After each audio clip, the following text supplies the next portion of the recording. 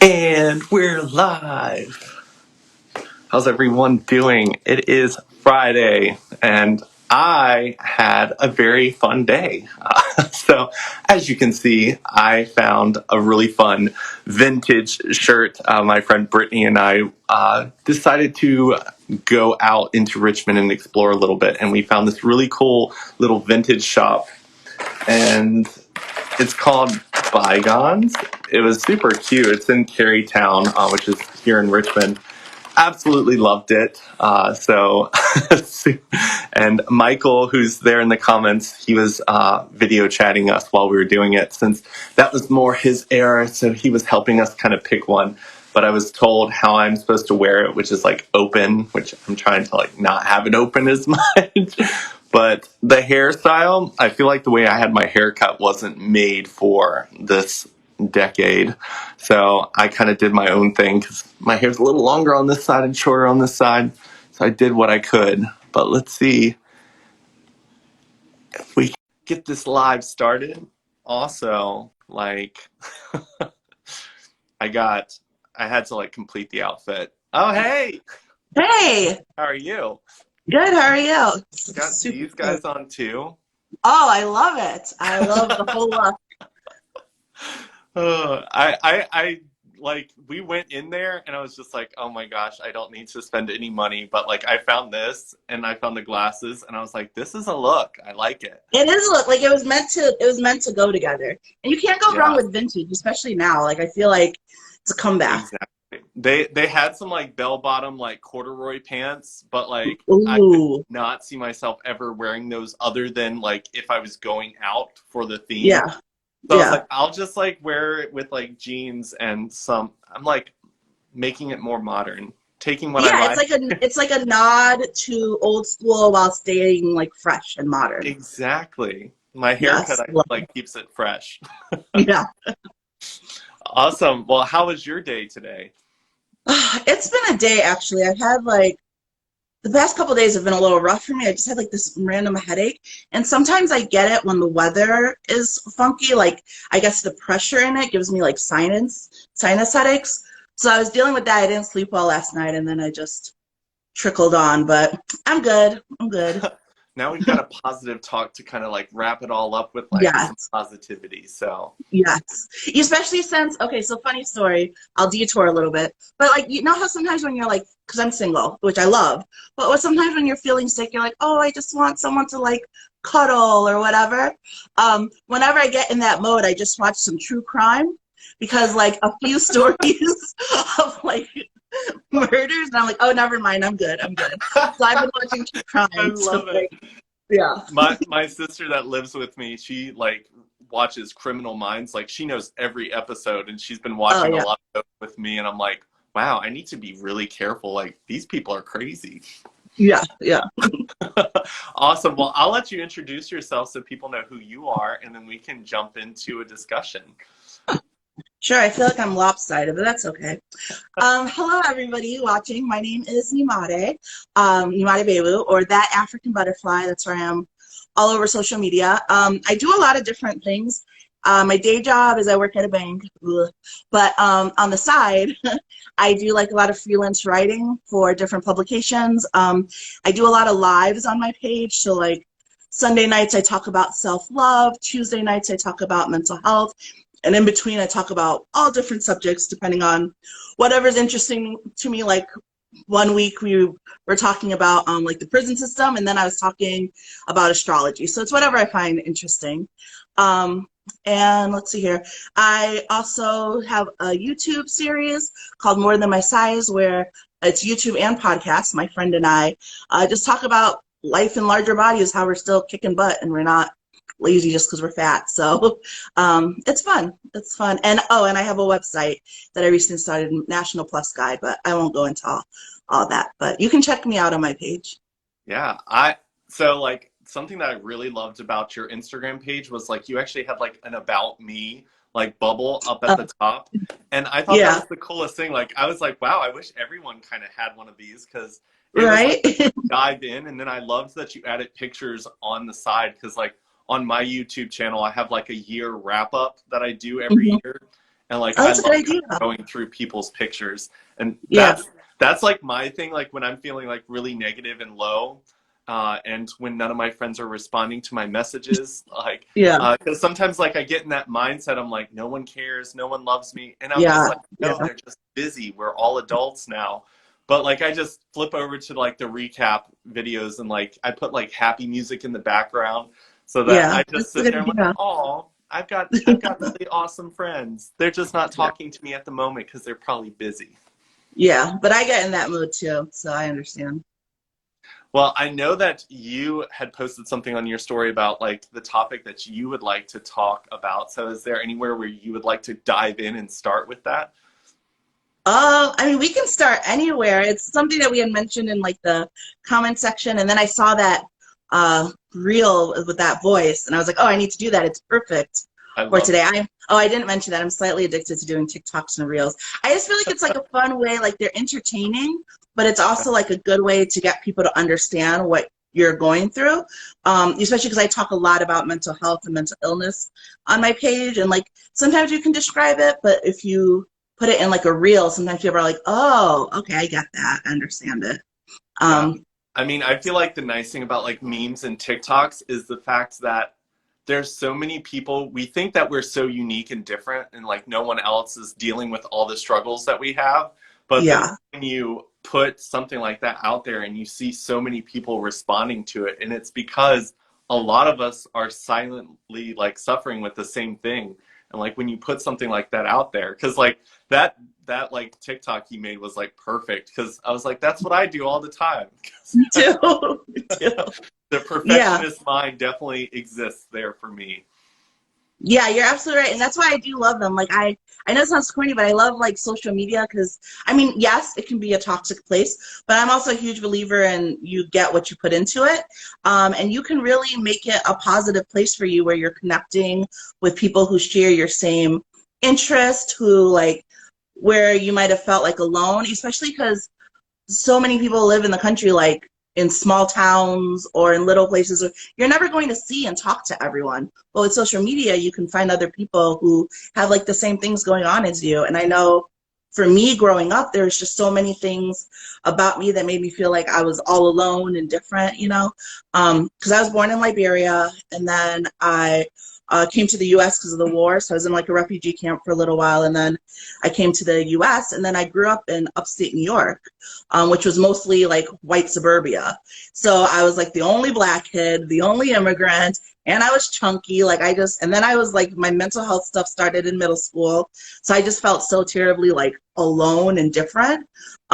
So now what I try to do with my voice is be like what I needed back then, which was to know that I wasn't alone and other people were dealing with it. And I love that about social media, that you can find other people who are going through the same stuff. Yeah, I mean that's kind of what all my content started with was like what did little Yeah. Drummond need in high school, middle school, elementary school? And I was like, I'm just gonna be that adult that like because there was just so many stereotypes that I felt like I had to be, and I Mm-hmm. felt like I just didn't fit in with any of those. And it's funny because I moved away from my hometown, which was a very small little hometown here in Virginia, and there were people within my high school that I was just like, wow, their life is just perfect. They've got it so together. They're so lucky. They're popular. Mm-hmm. Everyone loves them. And then as an adult, because of like my content and what I do, like I've had so many people from that time in my life come out to me and they're like, I was so lonely. Like I felt like I had to live this fake life to be liked by anyone. And they're like, Mm-hmm. were so lucky because you had your sisters and you all like never cared what anyone thought of you. And I was like, we cared. Right. Like we Oh, just we felt cared. like we Yeah. would never ever amount to the popular kids. So like we Yeah. had to do our own thing. And it was so weird to have like the popular football jock guy tell me he wished that he kind of had what I had. Yeah. And I mean, that's definitely something I want to progress into doing more in the future, is talking to youth and like high school, because I went through the same thing. And it's interesting when you get older and you realize that literally everyone's struggling. You know, all of, like the people you see around you, even if they look like they're doing great, they have their own struggles. The adults They look like they have it together. They don't. We don't have any clue what we're doing either. You know, and I wish that more people knew that, because I feel like the mentality of going through those high school years would be very different if you understood that, A, you don't have to have it all figured out, because even the adults don't have to have it all figured out. And then B, even the people around you who look like they have things going great, they don't always. Or sometimes even like stuff that you misinterpret is people dealing with their own things. Because like I had a friend, she's gorgeous, and she's like, everyone thought I was such a brat, but I had social anxiety. She's like, I just happened to be pretty, and so my friends were also like pretty, but I wouldn't talk to new people, not because I hated them, but because I was so stressed and because it really upset me. And I was like, I've never actually thought about it like that. I probably would have looked at you and been like, what a bee, you know what I mean? And it never really occurred to me before that conversation that like she was dealing with her own thing. So now I really, really try to just give everybody grace. I just assume everyone's coming into a situation with something I have no clue about. Even if they seem great, they could be like one bad instance away from losing it. So like, even when I see people like flipping out or having a hard time, even like driving, being just jerks, I just go like, maybe they're just going through it. And it's for them, but it's also for me too, you know, like I hate being upset. I hate sitting in a place of being angry or mad or whatever. So if it takes me saying to myself, like, hey, maybe they're just going through something, because that allows me to let the situation go and keep going, then it's great for both of us. It's grace for them, and then it lets me just like continue on. Yeah. I mean, there have been so many times where like I've had people in my life that allow small little instances, whether it's someone flicking them off in traffic, Hmm. kind of just like expand into their full day. The And whole day, yeah. I'm just like, you know what? That person's probably late for work, and somehow he thought that if I wasn't in front of him, that he wouldn't have as much of a problem. So I'm just gonna let him go. Like that's fine. Yeah. I'm having a good day. I personally learned that navigating, like if I know that I need to be somewhere and time is like really of the essence, I'll give myself like a 30-minute extra window of time so that if I do get hit in traffic, I'm like, this sucks, but you know Yeah. what? I gave myself that time. And then if I am late, I'm like, you know what? Life happens. Like sometimes Yeah. life does that. And if it's meant to be, if this was supposed to happen, then for some reason I was supposed to be late to this. Who I am when I present myself there, like apologizing, letting them know, like don't make excuses for it. Like go right into that interview or whatever and say, hey, I should have known to leave a little bit earlier. I apologize. I Mhm. know that time is money. And like those types of things, even in bad situations, how you react to it, like shows so much more about your character than like them seeing that you're like 10, 15 minutes late to something. Yeah, I agree. And I also think that like it takes away more from you to stay upset with someone than it does other people. Like I hate when I don't get along with people. And it's not because I need to, even though I do have, which we'll get into, like former people pleasing ways. But I hate it because it robs me of my peace. Like there are so many times where people hang on to anger or hang on to dislike. And I'm like, but does that person even care? Like you're sitting there really angry about this, and does that person even care? So at the end of the day, whose life is being disrupted? It's yours. And for me, it's just not worth it. And sometimes people will say like, oh, you know, I don't want to take the high road, or oh, like I have to say something and be upset. And you know, like if you really feel like you need to, great. But for me, it's just I think about like what it's worth to my time to engage in certain things. Like that for me over the past few years has been really, I don't want to sound cheesy, but like life changing, is I really just think of things in terms of like, is it worth my time? Like, what is my time worth to either this thing that I'm going to do or this other thing that I'm going to give my effort to? And sometimes it's just not worth your time and your peace to put, you know, Yeah. extra time into that. I mean, we're all granted so much energy a day to use. And I always tell people, like, I don't waste time arguing with complete strangers online about anything because at Hmm. the end of the day, my character is not being looked at. That person is just trying to argue a point, and there's no value behind anything I say because we don't know each other. And I was Right. like, I'm going to put energy into that argument. It's going to be with someone I care about who also cares about me, that's going to listen to my opinion, might not agree with my opinion, but respects me enough to listen to my Mhm. opinion. Yeah.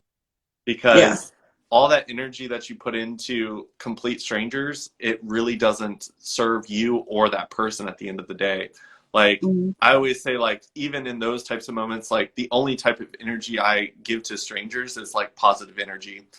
Because like I'll be like, I really like your nails, I love your shirt. Like, I went out with my friend Brittany today and she got so many compliments about like her hair because she's got like beautiful colored hair.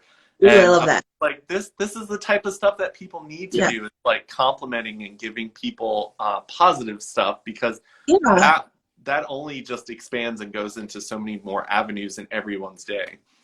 Yeah, and it makes you feel good too, being positive to other people, I feel. But it is hard sometimes, like we talked about the whole like perfectionist and, people pleasing. It's hard sometimes. I find it's a lot easier for me to give other people grace than it is for me to give myself grace. Like I've had to put a lot more work and effort into telling myself it's okay to like not be perfect, and it's okay to make a mistake, and it's okay to put myself first in a ways that I like don't even pause to tell other people. Like if someone else came to me, I would be like, of course, blah, blah, blah, blah, blah. But then when it comes to myself, it really was like a struggle to give myself the same amount of grace. Yeah, I mean, I feel like I almost have like a whole team of people that remind me on a very daily basis to give myself that. Like my friend Lady Garland, when it comes to Michael, Eric, Brittany, my sister, like I've got so many people that are constantly there to remind me to give myself the same like forgiveness and grace that I give the rest of the world, because I am definitely a huge critic of myself. And a lot of people ask me when it comes to creating content online. Uh, I have I had to push myself past the comfort zone of allowing me to put content out that I didn't feel like was perfect after I was Mm. finished editing it. Like, I was picking stuff apart, and I was telling people I work better on a team, because when I work on a team and I finish something and a team says looks good, my brain allows me to release it.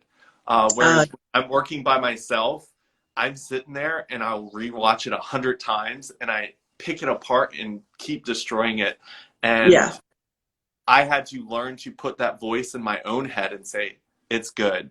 And I had to learn to release it. So, because at the end of the day, nothing I ever do will, and that's okay. Yeah. Sorry, it froze for a second. Yeah, I have to do the same thing with as far as putting out content and things like that, because I naturally want it to look really good. And I think sometimes people don't realize how much like content creators really do push ourselves out of our bubbles. Like they just see the finished product and they're like, great. I'm like, it is great, but you don't know how long it took me to work to get to that point of putting it out there and being okay with it not being perfect. I think it's why I'm so transparent, because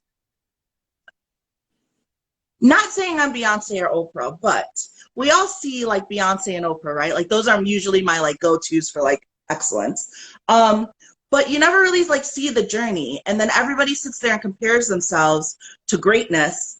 But greatness was great before other people realized it was great. So I'm always big on like you don't have to wait for everyone else to.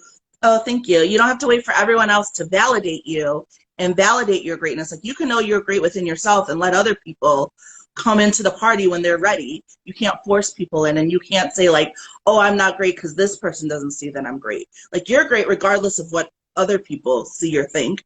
And then also like it's a journey. It's a journey to get better. You're not going to jump in putting out great content right away, everything being perfect right away. And I feel like so many people let that perfectionist voice in them stop them from putting out content, stop them from starting. And if you never start, you're never going to get anywhere. Like, do I still look at some of my old stuff and cringe? Yes. I'm sure like 10 years from now, I'm going to look at the stuff I made now and be like, oh my God.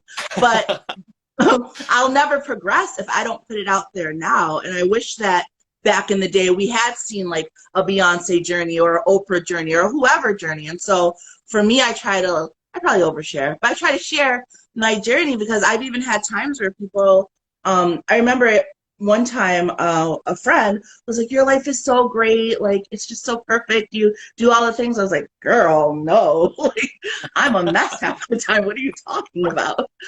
Yeah. And I realized that I wasn't sharing my failures enough, and not that you need to share every single part of you, but I do feel like I appreciate people who are transparent about their journey. So I try to be transparent. I mean, obviously, if you look at my page, you're just going to see great stuff. But if you look at my stories, you'll see that I'm in my stories all day, just being a hot mess is what I'm doing. But I think it's important to see that I have days where like I wake up feeling awful and I'm able to push through it and get stuff done. And I have days where I wake up feeling awful and I'm like, listen, today I'm listening to my body, I'm listening to myself, and I'm taking that time in. Just because I feel like being able to see that in other people sometimes gives people the ability to give themselves that grace that they may not have before. You know what I mean? Like if you watch me and just see like, oh, she's being published, oh, she won this award, oh, she's doing this, like things are so great, and then you're at home feeling bad about yourself, versus I'm like, oh yeah, I won that award and I got denied 4 other ones. And yeah, I got published, but like 3 other people rejected my stories. I think it's important to share both sides because unfortunately, so many people can compare their life to someone else's highlight reel. And you can't do that because that's what social media is, right? It's people's highlight reels. You can never compare your real life to that, but so many people do. So I just sort of try, like, if you're going to compare, at least let me give you the full picture of what you're comparing it to instead of trying to pretend like, oh, I'm so great all the time, because I'm not. Yeah. I mean, when I first started producing content, like I was such a people pleaser that I I really like bland out all of my content to remove Mm, all opinions that could possibly ever offend. And mm, it yes. it was such a shallow version of me as a person. And then also for me, I almost felt like I overshared my struggles that compared Mm. to my successes because I felt like um, by sharing my successes, I was rubbing it in people's faces and Isn't making that the people. worst? Yeah, And I was just yes. like, I know how hard it is to look at Beyonce and Oprah and go, oh my God, none of the work I've done will ever amount to that. Hmm. But I never wanted someone to look at my content and go, wow, like I will Yeah. never amount to what he's doing right now. And I realized that I needed to give more of a healthy balance because not sharing both was not being authentic. It wasn't the full version of me, and I still tell people like what you see on social media. Of course, with like lives, it's a lot easier because it's not scripted and there's Yeah. nothing to really hide. But I mean, I can put all my dirty laundry over here, Yeah. make my Right. desk look really nice before my live, but Right. Like I when I'm live in working, fear that I'll accidentally flip the camera during a live, and everyone will see, will see the disaster that's on the other side. yeah, and I think that that's important for people to realize. But like that, the people pleaser in me was dulling my own success and my like things that I was doing that I was really proud of because I was afraid that I would make other people feel less than because I was succeeding in something that, I mean, I've spent a lot of time on my stuff. Like my content, like I'm not where I'm at today because I just like jumped on yesterday and was like, "Hey, I want to start a content channel." Like Mhm. I've worked really hard every day to get here, and I think that that should be celebrated. And I learned that it's about the quality of the people you have as well because like I'm now surrounded by people who celebrate me and help me celebrate because I've catered so long to people who can't celebrate other people's success that I forgot how to celebrate my own. And Mm. I was very thankful when people started coming into my life, but that required me to really focus on me and not what other people were thinking or saying about it and just Yeah. do it because I loved it and it attracted people eventually that also loved my content and wanted to help me along the way and I loved that. Yeah, that's something that's huge that I always say to myself and everyone is, you know, your vibe attracts your tribe. I'm the queen of cliches. I'm always quoting something, but it's so true. Like that, and you know, like those who matter don't mind, and those who mind don't matter. Because I went through that a lot as well, where I was like, well, especially when things started, because sometimes it just sort of feels like the ball starts rolling and like it's good thing and good thing, and you're like, well, I don't want to post again that this great thing happened to me. Like I don't want people to think I'm bragging, but at the same time, I'm like, Mhm. but I just went through like months of like bad to get to this good point, and now I'm sitting here holding back on it. And you shouldn't have to share your failures for people to celebrate your successes, but you don't want to feel like you're gloating either. Um, but I've just learned it's important to share. And again, those who mind don't matter, and those who matter don't mind, because people are excited for you, the right people. Like I never feel upset when my friend shares good news. Like I'm excited for them. Like anyone doing anything great, I'm like, yes, you go. That's awesome. So I only want people in my life who feel the same way about me. And it's hard, I think, especially for those of us who grew up in smaller towns where like those are your people for life and your lifelong friends and they're in your life forever. I think navigating through a period of time where you realize like you got to let some of those people go because they're not gonna, you know, be there forever. Or maybe you keep them in your life but at a distance. I think as content creators, especially, we think that our biggest supporters will be our family and friends. They'll like all our things, they'll share all our things, and they'll be wonderful. And then you start getting in your feelings when they don't. And you're like, wait, why are you sharing this thing from this random person, but you're not sharing my content? But it's because they're not always your audience. Like they were your tribe because you all lived in proximity, but they're not really your tribe. They don't really care about the same things. And sometimes people also, so here's the thing. I've really learned that people mostly care about themselves, and not necessarily in a bad way, but it's true. Like think about like if you take a group photo with people, right? Everyone wants to know what they look like in the picture, not what you look like. So we spend so much of our time like, what will this person think and what will that person think?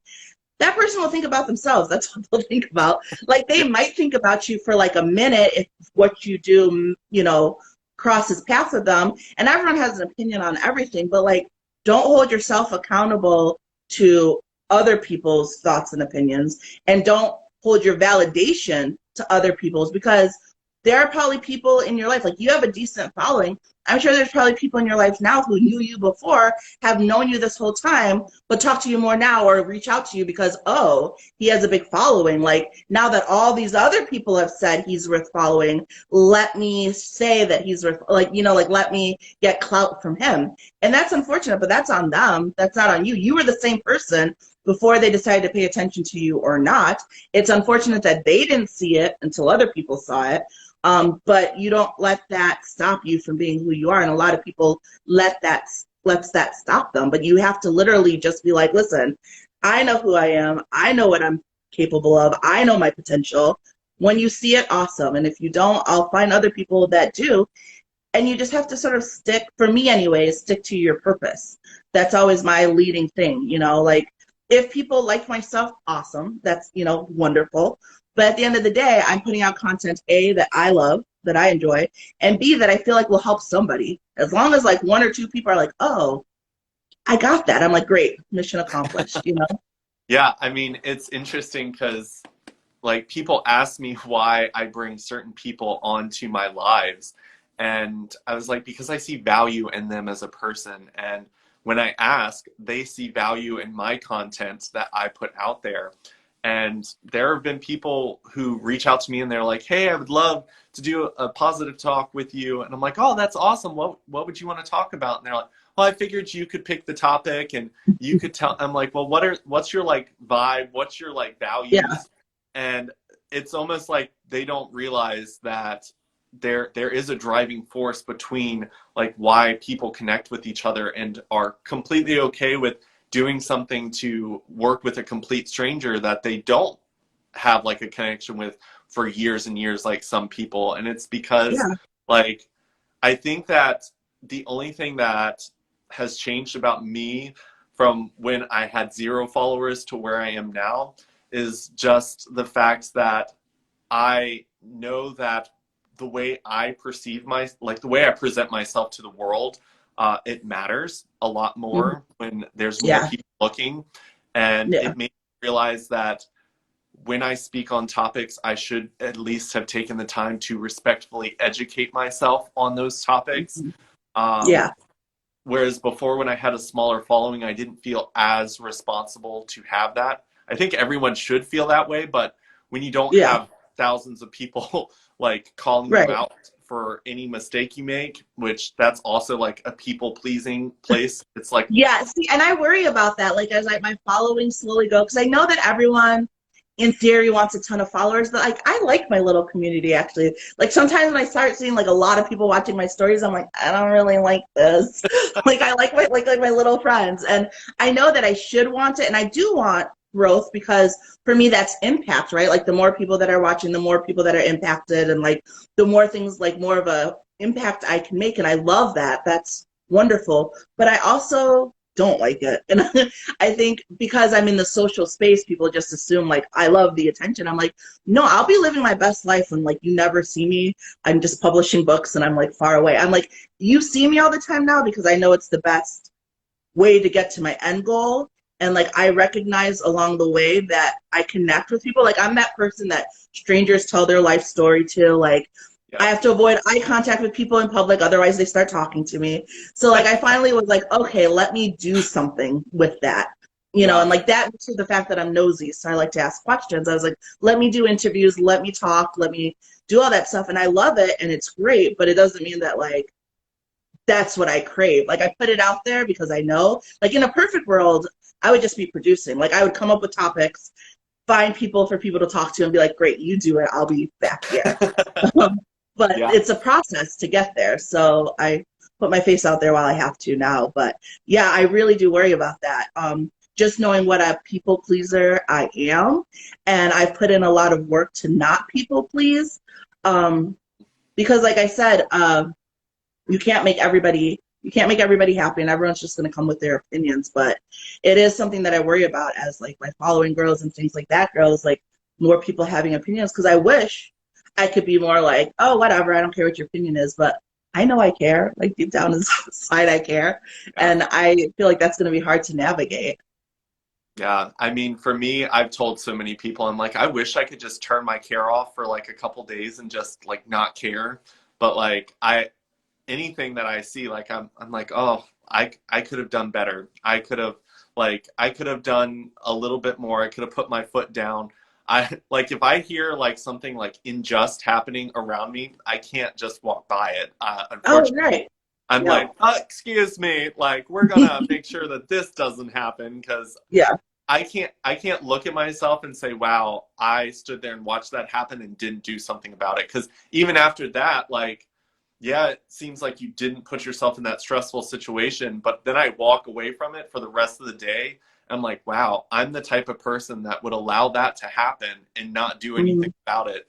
I was like, Yeah. wow. And as you grow your content, like we talked about like living in a small town, whereas like that's your tribe, and then like you become a little bit bigger to where like maybe the United States is your tribe, and then like Yeah. your content starts going international, and it's just like when that happened to my platform, like there were people from so many different parts of the world messaging me about things that were happening, and I was just like, I don't know, because then you start to think about all the things that like make up a country, like its laws, its politics, its companies, its culture, like all of that intertwines, and I don't know anything about it. So like Right. I was in being part of the LGBT community, I know that in some parts of the world, like you could lose your life for being part of that community. So like I didn't want to be like, yeah, just be yourself and Right. like don't Right. care what people think. Like, yeah, you wear that like rainbow nail polish. Like I don't Right. want to say something ignorant and have someone be murdered for it. So Yeah. like that I had to kind of start stepping back and telling people like I don't know enough. I'm not an expert. I can do my best to connect you with people I've used to like educate myself on the culture and the countries and like how LGBT people can be helped into safer spaces. But I'm just a content creator doing the best I can.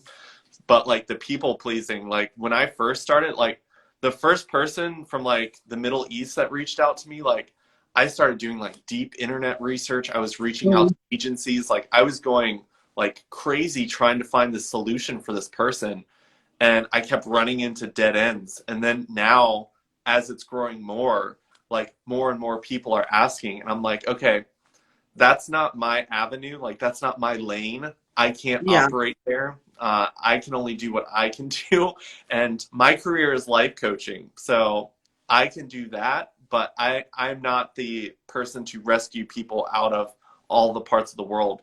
But I do want that to happen, and I Yeah. do encourage people who that's their career to do it full force with all their heart because it needs to happen. But it's definitely like the perfectionist and people pleasing, like the more you grow, it's like new levels of it that you have to learn to understand and control, because you might feel like you've like got it under control and then you level up and you're like, oh no, there's a whole new level of it. Yeah. Yeah. And I think that it's also different too when you have like that people pleasing and that perfectionist and it's all about you versus like those of us who care about others, right? So like it's hard for me to hear I have to stop myself from watching documentaries sometimes because like I just want to write that letter and call those people and do those things. Like I cry, like I it's weird for me. It took me a while to realize that everybody is not like that. Like everybody doesn't instantly feel the pain of everybody else. Like I do, and then I'm very upset, and it takes a lot out of me. And that has been a struggle too with being in social media, especially because I talk a lot about mental health and mental illness. So people will DM me, and I appreciate that. But sometimes it's heavy, and I'm like, well, now I have that on my, on my shoulders too, and it's hard. But I've learned.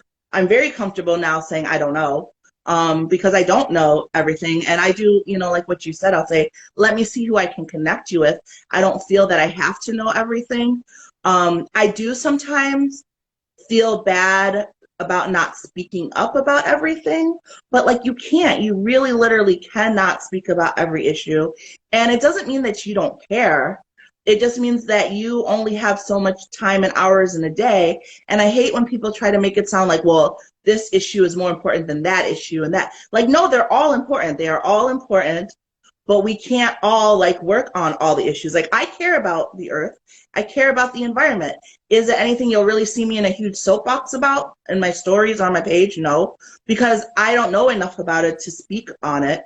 I might throw out like a user reusable cup or user reusable straw, but I'm not going to go into depth about it the way I will about like immigration or women's rights or mental health or racism. Like I really actually had to sit down with myself and be like, okay, you know that you want to impact and you know that you want to make a difference, but you can't do everything. Like, let's narrow it down to five. What are going to be your five pillars, the five things that you're going to speak about, the five things that you're comfortable talking about? And so I did that, and that's helped a lot. I do still sometimes, like, I mean, I'll tinkle into other issues, like if it's something going on that I need to talk about, but I do make a point of trying to give my all to those and not feel guilt on the ones that I'm not giving my all to, because it gives other people a chance to talk about those things, because it's all important. It's just that we can't all talk about everything at once. Yeah. And I mean, just because I'm not, like you were saying, talking about, I'm not posting about like all the different environmental things that need to change for the world to be better in that sense, doesn't mean that I'm not listening to other people who are on those Right. platforms who share information that helps me help their cause. But I can't be their voice and their leader for that cause. I can be in the crowd for some of those and cheer them on, while that's the energy I'm going to take and put towards like activism for human rights, because for Right. me that's like where my stance stays. And like even last year, I realized that I was fighting for the LGBTQIA plus community, but I was doing a very shallow dive into that because I didn't even take time to realize that even within our community, racism was a thing, sexism was a thing. Like Right. those types of things within our community need to be worked on. And I, when I first started really educating myself around like the Black Lives Matter movement and really like finding a way to educate myself in a way I could speak and be politically correct, I thought that I needed to speak to the straight white man because I was like, he's the one that doesn't understand. He needs to hear. And then I realized that I have no power of influence there. They are going to be complete strangers, and I'm just going to be another gay person screaming in their ear that they don't listen to. And I realized that I have a platform. I have a place where I have influence, and that's in the gay community where all those problems still happen. Our community is nowhere close to perfect. We are just as flawed as the rest of the world, and we have to do better. And I was like, even within our community, like the trans people who are in our community are so left out in everything. So anytime that I'm giving an opportunity, like to speak for our community, I was like, maybe you should have like a person of the trans experience. Maybe you need to find someone of the gay community that is of other minorities as well, because even though I'm part of a community that is like oppressed in a way, I am also a person within our community that has been granted privilege that a lot of other people in our community were not given. And in that sense, like I have to see that, understand it, and not get defensive about people pointing that out. Because before I told people I had like white privilege earplugs in and my white privilege like glasses on, because I had friends that were telling me, they're like, that's such a white thing to say. And I'm like, that's rude to say. But after someone really pulled them out and like took my glasses off, I was like, that was really coming from a place of privilege, and I apologized. And like I had people, like I was looking back at messages where people were apologizing to me because I wasn't taking time to be understanding to theirs. I was trying to compare us as if we were equally struggling in certain things, which there might be places like gay people struggle a little bit more with like acceptance from family and church. But that doesn't mean that these people over here aren't struggling in thousands of other different ways. And it really took me like to realize that, one, I don't have to understand someone else's issue. I just have to accept that that's their issue, and that if there's something I have a privilege of that can help them, that I should use that to help them. And if there's something that someone needs help with and just points it out, like I just accept it. I'm like, okay, I want to hear more. I just ask more questions instead of trying to manipulate their struggle into some type of understanding by comparing it to mine. Because at the end of the day, like you said, they're all important. They're all like in need of light to be shown on them so people can change and make it better. But there's no comparison. Like all of them are wrong. All of them are bad. All of them need to be fixed. And if there's something I have influence over, then use my platform for it. Like if people will listen to me, I'm gonna give them an earful to listen to. Right. Well, I mean, I think what you said is really important, that there's, even within each group, there's still more problems within the group. Like that's why I don't really understand like the people who are very competitive, especially when it comes to like social issues or like helping issues, like collaboration. Like I'm always like collaboration, not competition, because there's so much work to be done. There's literally no need to be competitive with anyone. There's so much work that needs to be done, and we can all like work together. And the thing is, you can be privileged and oppressed at the same time. I feel like a lot of people forget that. Like you can be privileged even though you're being oppressed, depending on like the different avenues. And it's important for you. Everybody has privilege. Everyone does. It's important for you to use that privilege to help others if that's your intent. So like for me, I have white privilege, but I definitely have suburban privilege. Like I grew up in the suburbs. I talk a certain way. I can fit into certain spaces that other people don't. And the thing with a lot of people is, you know, have you heard the quote where it's like, how can you complain like you can't even get in the club? Like how can you judge? You can't even get in. Like it's hard to make a difference for the people in the club if you're standing outside screaming, let me in. It takes somebody who's able to get in to say, hey, we should let that person in, and to also open the doors to let other people in. So I'm always big on allies because I think they're so important, you know, no matter like what your area is. If you're talking about racism, like you need white allies because someone who's already racist doesn't care what I have to say. They'll care maybe what you have to say because they respect you. They don't respect my voice. So it's more likely that you're going to be able to make that change. Or even, you know, I mentioned suburban privilege. I'm blessed that I grew up where I grew up. Like I said, I was like one of Black kids, so like all of my friends were white and all of that, all growing up. We used to jokingly call me an Oreo, which now I'm like, but back then we were all like, oh, okay, yeah, that makes sense.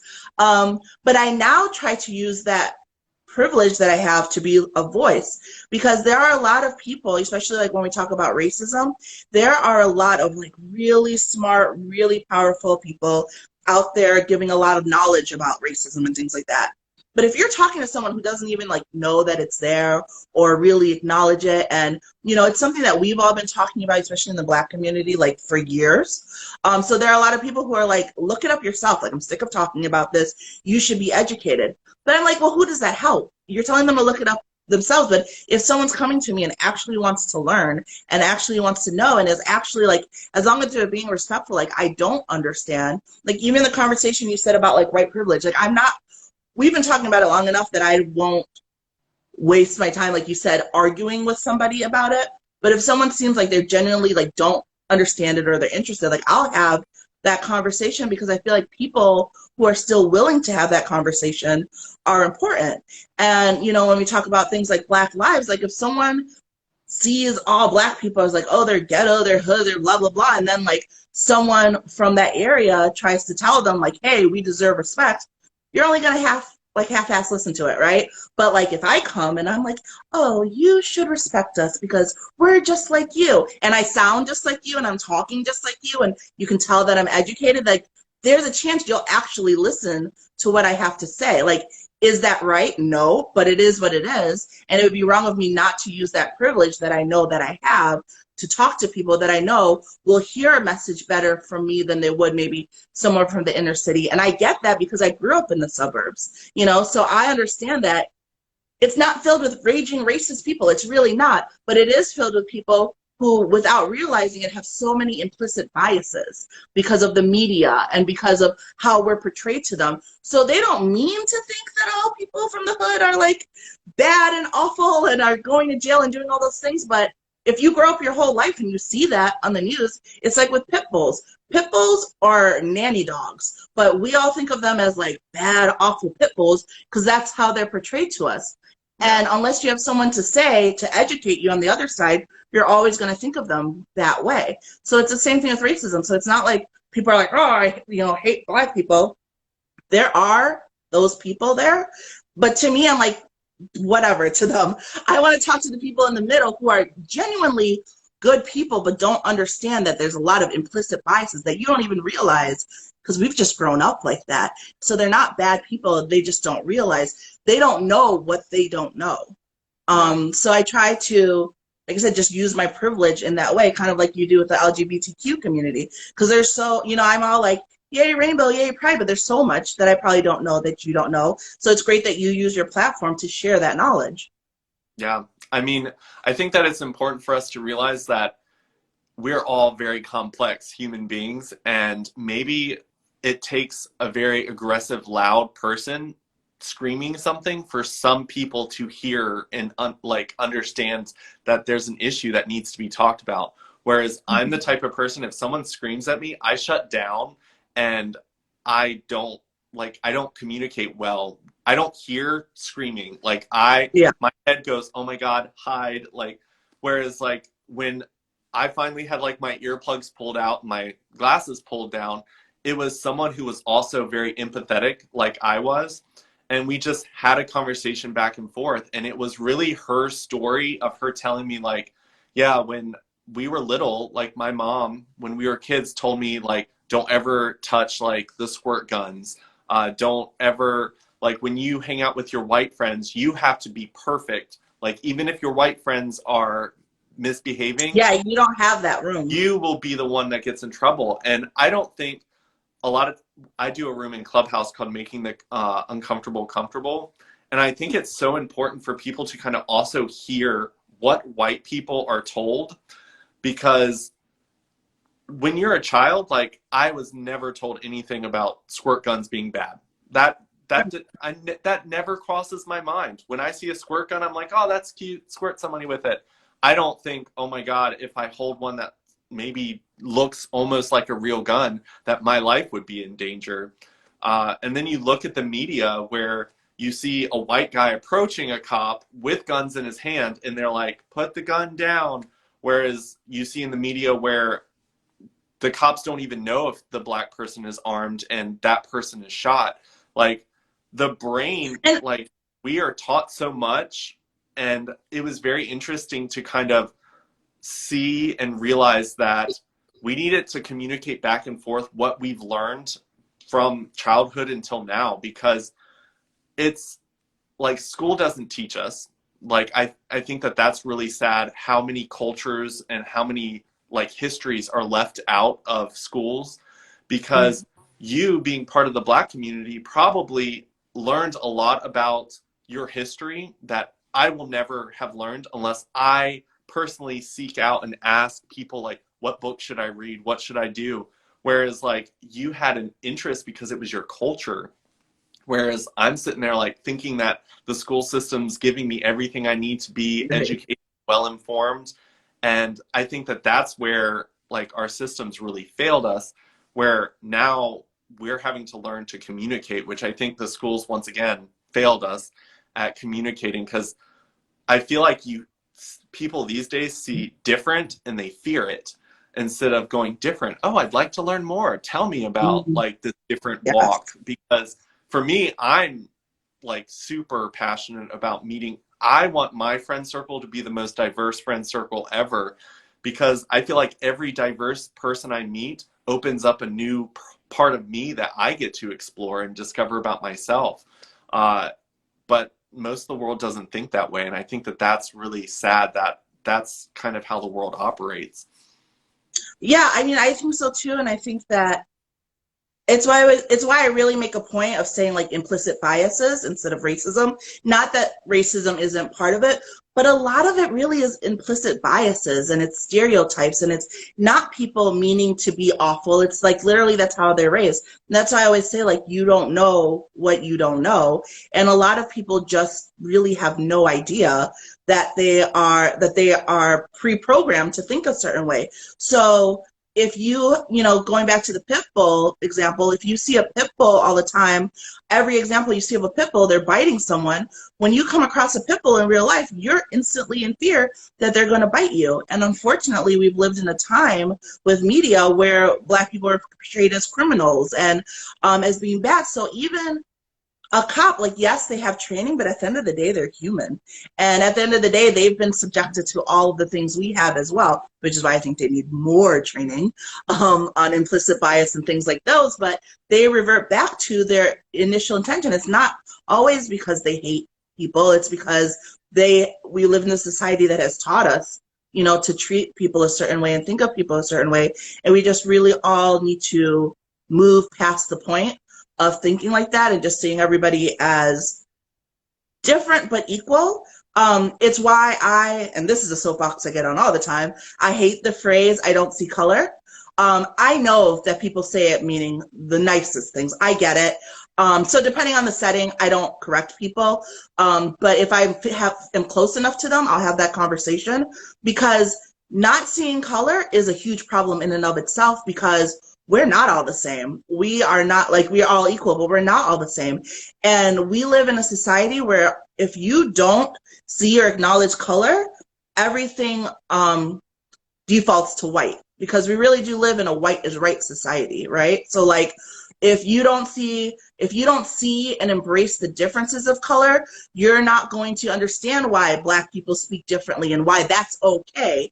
Instead, you're going to think of speaking white as the right way to speak and speaking differently as being wrong. And it doesn't mean that you hate them. It just means that we live where the default is white is right. So it's really important to see color and to see that it is equal. So instead of saying like, oh, I don't see color, we're all the same, say, no, we're all different, but we all bring different things to the table. We all have different things that we bring to this, and we are all still equal despite our differences. It's not that we don't have differences. We very much have differences, but we're all equal despite those differences. And I think like that is major. And I think we get further when we have conversations like that.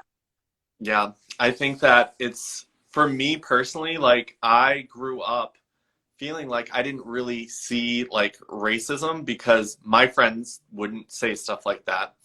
We were raised not to say anything like that.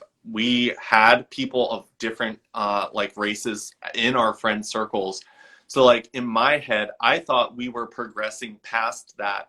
But the issue was that was because I was in a white neighborhood where we had a few people of different races there. And I was comparing their struggle. So like in my mind, growing up until like I became an adult and realized that I couldn't use my friends from my neighborhood as an example of why people in the inner city have the lives that they have, where you say, oh, well, maybe you just didn't do the right things to get to where these people are. Obviously, it's possible because these people are over here. Yeah. And I think that that almost was a bad place to be mentally because I was automatically not adding any validation to their stories over here because I was saying, see, these people over here. And I've heard it so many times where people are like, oh, well, if racism's such a problem, tell me about Oprah. I'm like, Right. um, Well, and I do have she to just still add really, struggles right. because, And I do have to add really quick that like you said that as like a white person, right? Like I was a black person who would say that because I was like your friend. Like I grew up in that neighborhood. I was the token black kid. And so then that's what I mean when I say like it's not a blatant racism thing with them. It's just that they don't know. Because I would say that. I'd be like, well, I'm black and they're black and look at where I am. And like they just need to work harder. And like now, of course, when I got older, I cringe at the fact of those things that I used to say. But that's really like if you grow up in that environment, that's what you think. And you're just like, well, I'm black, they're black, so no, it's they're just not working as hard. And you really have to get to the point where you educate yourself on the differences in their struggles. like the history, all of that matters. Like you can't like wash that out because all of those little puzzle pieces from history add up to where we are right now. And I think for me, I'm very, very thankful that I'm part of the LGBT community because it made me realize that because people look at me all the time and they're like, oh, you're a normal person. Like you're not the stereotypical gay that we're talking about. And I'm like, okay, I'm me because I'm who I am. Right. Just because I'm more socially acceptable because maybe I'm not a feminine gay that you sometimes can't be around because you think a male shouldn't be feminine. I've been breaking down my own comfort levels to prove to people that like don't look at me as your stereotype gay that you're going to say, oh, I've got a gay friend. He's and then bash all like I've had so many Yeah. female friends that loved and supported me as a gay man. But as soon as it came to like one of my lesbian friends, all my female friends were like, oh, no, lesbian, she's going to have a crush on me. And I'm like, you're doing exactly what like you claimed your straight guy friends did to me, but now you're doing it Mhm. to a lesbian. So see, you haven't evolved very like any further Right. than I have.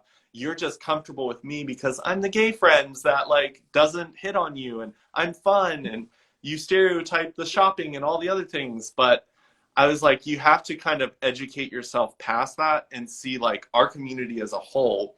And I think too often the thing with white gay males is we can jump into that. We can safely have those circle of female friends that make their boyfriends be nice to us because we're their gay friend. Yeah. But in that sense, we also have to be aware that with that privilege of that position, we have to open our straight friends' eyes up to the fact that all of the LGBTQIA plus community deserves that love and respect that we have been given. And it's so interesting because like you were saying, like gay hasn't been taught to people. So like when people are anti-LGBT, a lot of times it's because they have a very religious upbringing. Society hasn't really taught them. Most of them probably don't have a gay friend. It's hard to explain to someone what it's like to grow up gay. Like even having like a straight sister, like she doesn't understand everything. Like she doesn't understand what, when she tells my 4-year-old nephew something, how offensive that comes off to me as a gay person. And it's all about just educating people. And not everyone's an educator, but I think that it's important for us to realize that I always tell people when they come out to their family, I'm like, give them some period of grace. Like, because you literally have taken a world that they probably had so planned. Like we plan years in Yeah. advance, like 10 years, this is going to happen. You took Yeah. their 10-year plan and you're like, yeah, we're Yeah. completely trying We're something in different. that. So Yeah. I think that it's important that we all realize that a lot of times people's opinions of us are based upon things that weren't in their control really, but it's what they do after you present them with information. Like, how do they take that education? Do they like take it and go learn more? Or do they say, this isn't real, lies? Like, Yeah. that's the where I look for. Like, if they're willing to try and be an imperfect ally for me, I'm going to take the time to say, hey, that hurt when you said that. But if Yeah. it's someone not even going to try, I'm like, you're a waste of my time. Yeah, I mean, because there are people who are trying and they're not going to get it perfect. I don't get it perfect all the time. So going back to being a perfectionist, like I'm not perfect. And so they're not perfect. So everybody, I guess grace is the name of the word for the day because they all need that because that's the only way you learn. And like on my page, I do Thursday Thoughts where I just ramble about what I'm thinking about. And I had one recently about just growth because it's uncomfortable, but you need to be uncomfortable. And the problem is we, as a society and even just our minds, like we're built for comfort. Like we want to be comfortable. So anything that pushes us to be uncomfortable, most people will reject it. And you really have to force yourself to dive in. Like I'm comfortable saying, I don't know, because I'm comfortable with what I do know. Most people will be very defensive and either fake that they know or not want to say that they don't know because they also don't know how the other person will react. But because I know I don't know everything, I don't expect other people to know everything. So if someone gets something wrong, as long as they're open to learning and open to talking about it, like I'm open to having that as well. And I think if more people spent less time getting defensive, we would also be a lot further, but they don't. And even, to your point as well, saying that, just because someone is friends with you doesn't mean it's representative of all gay people. I say that as well. I was like, well, I was the token Black friend, but I'm not a great example because I wasn't part of that struggle. But I also feel like if you have any friend that's part of a marginalized community, like whether it be LGBTQ, Black, disabilities, anything, and you haven't had a conversation with them about their life experience and what life is like through their eyes and their truth, then you don't really have a marginalized friend, you have acquaintances. And I strongly feel that way because I have people in my life who I'm sure would be like, I can't be this. I have a Black friend, but they've never talked to me about what it's like to be Black. They've never had a conversation with me about my learning, about my things. So yeah, you can use me as an example. College graduate, great job, blah, blah, blah. You could easily be like, and she was Black and she's fine, so racism isn't a thing. But if you haven't had a conversation with me about the microaggressions I faced or how I've had to work twice as hard to still be passed up for opportunities by others, then you don't really know. So you're quoting me as a friend without really truly knowing my life experience. So I always try to encourage people to talk to people. Like if you really think that person is a friend, just talk to them. I can't think of anyone who I consider a friend. Like I have a friend with epilepsy and I don't know a lot about it. So sometimes I'll ask her a question or try to get more information about it. So if you have a friend who's another race, another sexual orientation, has a disability, anything marginalized, I always encourage people to reach out to that friend and have that conversation. And they'll probably appreciate that you want to take the time to learn. Don't assume you know what their experience is like just because you both went to the same school or the same town or grew up together. Their lived experiences might be very different than yours, and the only way to truly know is to have that conversation. Yeah. I've told so many people, like, just because you're on like a path here and they're on a path here and you're both going in the same direction doesn't mean that the obstacles on this path has anything similar to the ones that you have over here. And yeah, I mean, just because someone's standing beside you in the same spot doesn't mean that they're getting paid equally, that they didn't have to fight tooth and nail to get there, whereas you just walked right in. Like, it's so important to realize that. And I will say right now that those conversations can be uncomfortable. One, because you don't know, like, if they're going, because the way you phrase a question can come off very offensive. I've been asked very offensive questions about my orientation that I was just like, that's like really none of your business. But since you want to learn, I will give you some. But be aware that when you ask it that way, it's very offensive. And sometimes that's the first step. Sometimes the first step is saying, like, by the way, you shouldn't ask it that way ever again to anyone else. Because, like, last year, I really wanted to do better. I saw that my social media was growing, and I knew that I had a following that probably were part of the problem. I know that even I say things out of ignorance that I now learn, and I'm like, wow, that was really ignorant of me to say. Glad I've educated myself out of that. But I've realized that letting the world know that I'm flawed and I'm okay with admitting that. And I will, like, in my lives, people have pointed stuff out that I've said, and they're like, maybe don't say it that way. And I'm like, thank you. Like, I appreciate that. It doesn't feel good, but if you're open to growth, it's like, thank you. Yeah. It's learning to become comfortable with those, because they're uncomfortable conversations. And I think that's why we don't have as much change as we need, is because people don't like being uncomfortable. And I'm just like, let's move past that. And like, I even had days where like I'm sitting there like heated by the way that they've called me out on something, and I'm like, you know what, this person loves me and I love them. The only reason they're calling me out on this is because I am stepping on someone's like feelings. I'm doing something that's really oblivious to me but very harmful to them. I need to just thank them. And like, there are days where we tried to talk and we're like, you know what? We're not in the right headspace for this conversation today.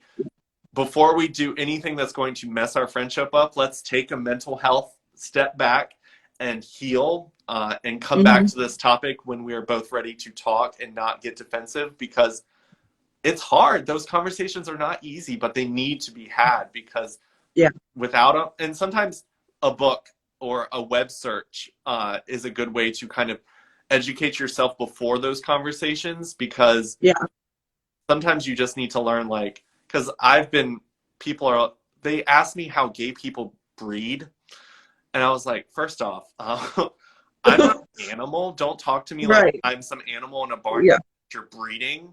But like, I knew what they were asking, but I was like, that was a very, very rude way to ask it, because it almost dehumanized me as a person.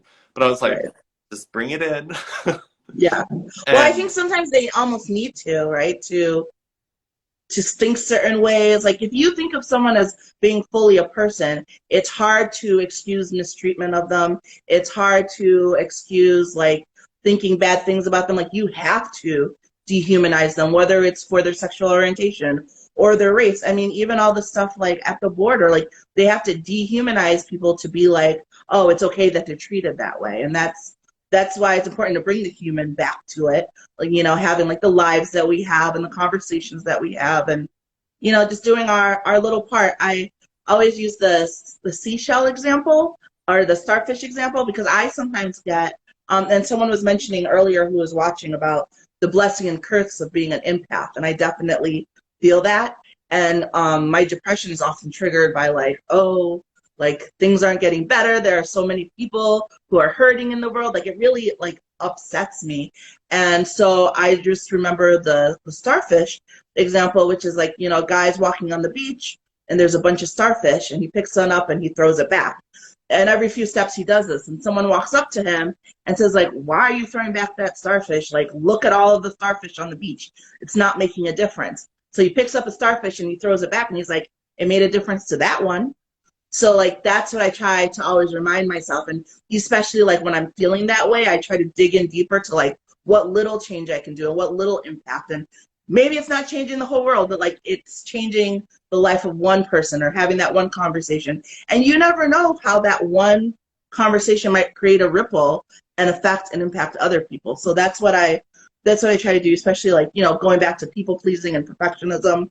I just try to control what I can and make the impact where I can, like as little or as strong or as big as it is, just knowing that, impacting one person is making a difference. Yeah. I mean, I had to really let myself know that the energy I put out is making a difference, big or small. Hmm. And all I have control over is me. What I do after, what other people take and do with that is not me. That's Right. the level. That's the next ripple of things done.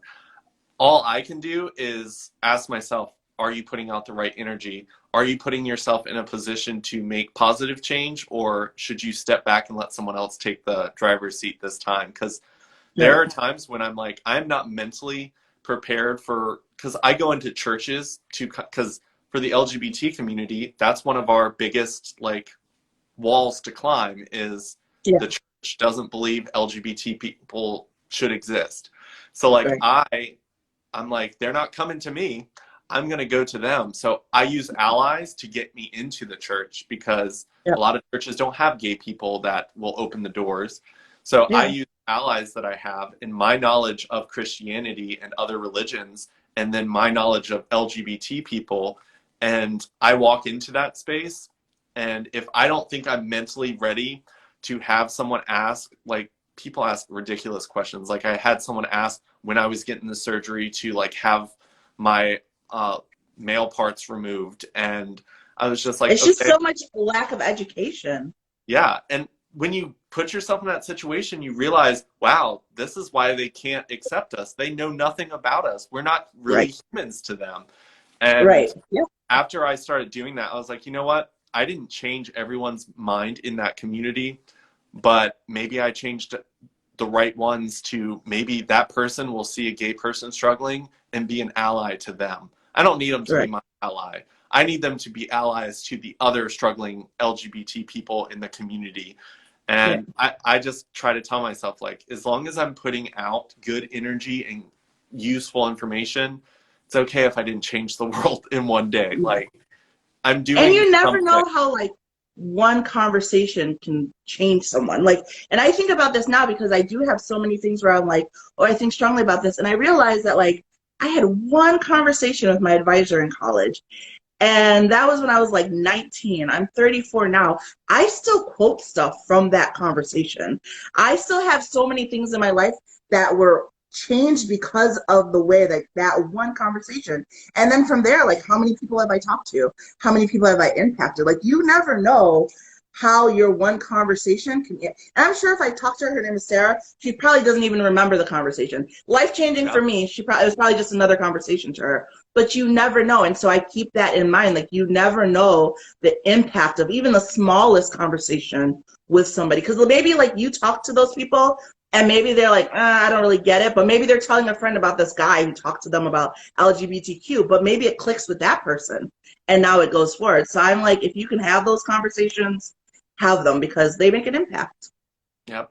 I had someone years later reach out to me and tell me that something that I didn't even remember doing, like he was going back to end his life, like he was dead set on being done. And Mm-hmm. he walked by me looking really sad. So I sent him a text and I was like, I miss you. Like, I missed when you smiled. Because, like, Oh, always so happy. Like, and I was just like, yeah. I miss that. And he felt like no one noticed him. And just that small, like, moment where I was just like, hey, like, I saw that you weren't smiling. And people have done that to me all the time, like, pointed out Yeah. something. And they're like, hey, like, I miss your positive talks, or like, hey, I miss the, and like, it means so much to me. And it took so little from them to do. And like, people tell me all the time, you have no idea how many people your positive talks impact. And I'm like, I don't need to know the number. I just, Right. if it helped one, it was worth all the effort and worth the time. But like, yeah, we Yeah. never know. I And I mean, I unfortunately I can't stay too much longer. I have to get going, but I do think that that is something that's huge, and that's something that um remember as well is the way I feel when someone reaches out to me out of the blue, and also the times where like I've been struggling and someone's just made an offhanded like, hey, thinking about you, or hey, you look great, or whatever. So it's weird that we live in this society. Like I know earlier we were talking about how like we don't want to like show all the great things that we do because we don't want to get people, you know, feeling down or feeling jealous or whatever. And I feel like sometimes it's the same way with compliments. Like I love complimenting people. I do. It makes me feel good. It makes them feel good. But I'm always afraid that like I don't want to come across as like disingenuous or like, you know, like, oh, she's just saying it. But now I don't care. Like if I want to compliment you, I'm going to compliment you because I don't know if that's the only compliment you've received today. Because I've had it happen with strangers and with friends. Like where like a random person says something. So now like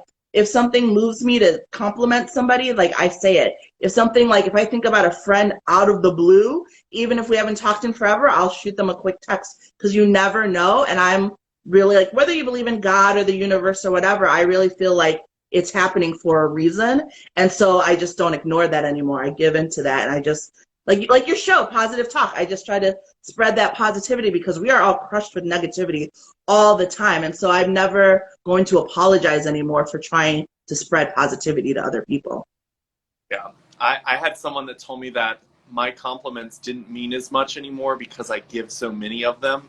And I'm like, I'm sorry that me giving lots of compliments somehow Yeah. devalue my compliments in your mind.